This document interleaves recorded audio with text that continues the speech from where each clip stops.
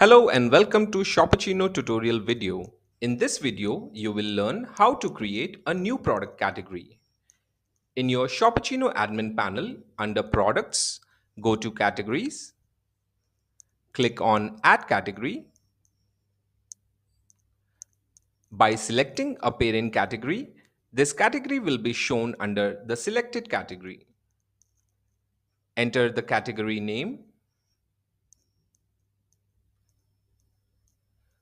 To showcase a different name for navigation in the menu, enter that name in Display Name menu. Choose and upload the featured image for the category.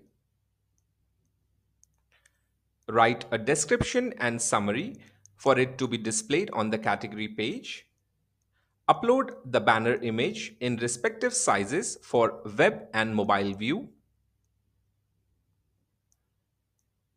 Besides search engine, click on Show Details and edit the meta details as per the category. Scroll down under Show Subcategories/Product. Select whether you want to show only products, only subcategories, or both on this category page. Click on Save. Now your category is created. You can now view the category in the menu bar and also map the products to it.